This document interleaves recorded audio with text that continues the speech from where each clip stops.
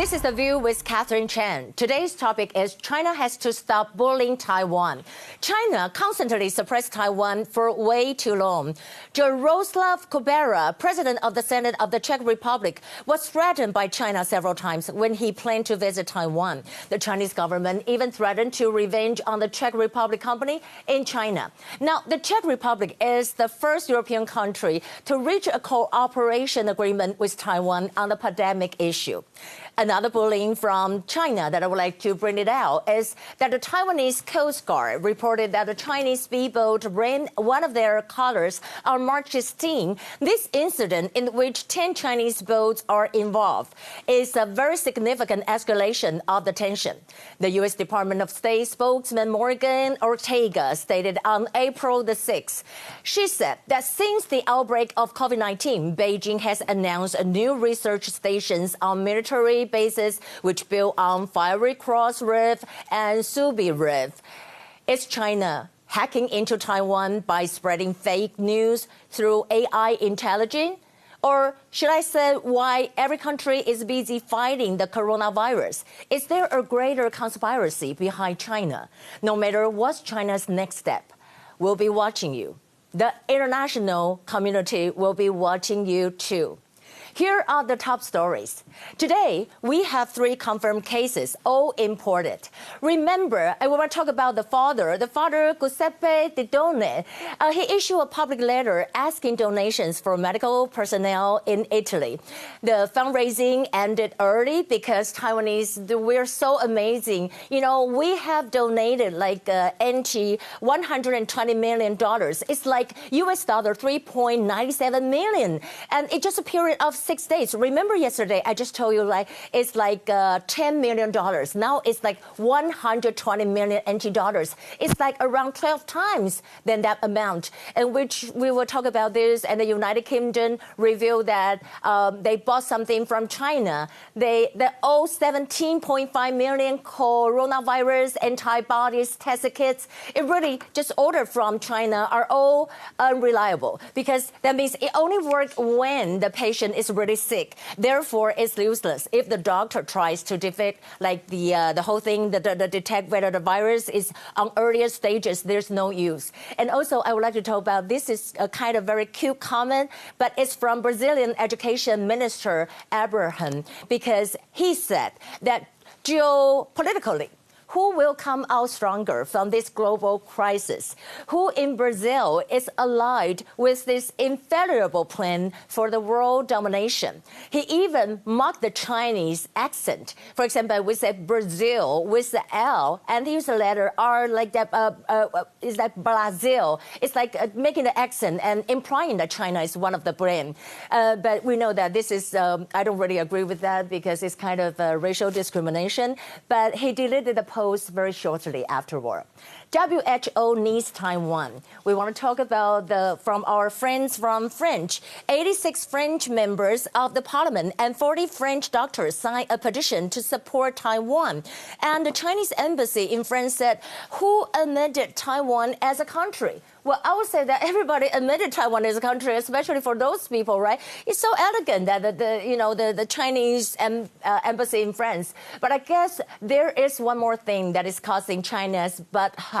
Because, what is about her? Because that is the accusation from its old friend, Iran. Iran's health ministry spokesman, he said that China's official data on the coronavirus outbreak is a joke. Many were misled by China, and even though the COVID-19 was similar, they mentioned that it's like influenza or even had just a very low fertility rate, but which is not true.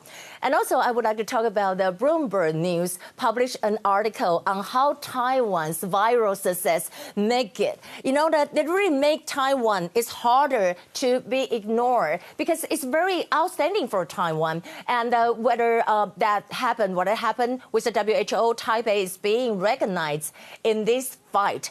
And that means the world is giving credit on Taiwan's hard work with or without the recognition of WHO. And also Microsoft co-founder Bill Gates also called Taiwan's about the handling the coronavirus exemplary and said that Taiwan saw this problem and got the community-wide testing down very well. And now I would like to talk about the pride of Taiwan. Do you know who invented the material of N95 mask? It's Peter Tsai. And Peter Tsai, he's a Taiwanese material scientist who owns 12 United States inventions. And we know that it's also outstanding. Did you know the box? There are Taiwanese doctor from Hualien Mennuo. They designed this intubutation protection device, Dr. Lai Xianyong and Dr. Qiu Zhiqing. Now, I will talk about the Central American Bank for Economic, because right now the acting assistant secretary for U.S. Department of State, Michael Coates, he said the United States welcomed the Central American Bank of Economic Intelligence announcement to open a regional office in Taiwan. And also, I would like to about our friends from Swedish, and we call him like a Taiwanese husband, right? His wife is a local Taiwanese. Swedish YouTuber Jonas asked his sister about her point of view regarding Taiwan's 10 million mask donations. His sister is a nurse in the hospital in Sweden, and she said the hospital is now requesting extra materials, and the storage is starting to dry up. So she thinks that it will be very helpful if Taiwan can donate. And also the Sweden representatives to Taiwan, he said that Europe at first thought that the spread was not going to be that big outside of China, and that China will control it. But actually, they are wrong. And good news, I would like to say that Minister of Economic Affairs declared that Taiwan can produce 15 million face masks per day by April 12th. Many people, including new Taipei City Mayor Hou You-yi, suggest that maybe we will have like 10 masks for 14 days. However, CCC head Chen Shizhong still say that we keep it the same policy. It's a 9 for 14 days, because he said that we're not just doing this for saving this to support other countries, but also because it's a very precious resources. And also, I would like to say social distancing is very important. Like President Tsai Ing-wen have this group of guests through our video conference. And also in Taiwan, all vendors and service providers will deal with customers will be required to wear a mask. But this kind of influence regulation not to release yet. We will see how Chen Shizhong will have to say. So we will see how Chen Shizhong will say about this fight against COVID-19. Well, this is Ah Zhong. Here's what he said. At the moment, Taiwan is still considered sporadic in COVID-19 infections. However, as the pandemic has worsened around the world, we believe that as long as the general public follow the relevant epidemic prevention measures and guidelines, we will be able to keep the epidemic under control and away from community transmission. We consider this to be the key to the success of Taiwan's epidemic prevention.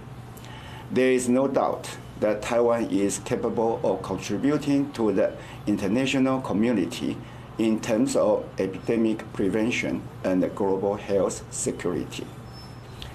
I hope that the WHO would recognize Taiwan's capability and willingness and include Taiwan as a member of the WHO. Thank you very much, Ah Zhong. We will know that we will all go with clockwise, not counterclockwise. This is Catherine Chang. This is The View. I'll see you tomorrow.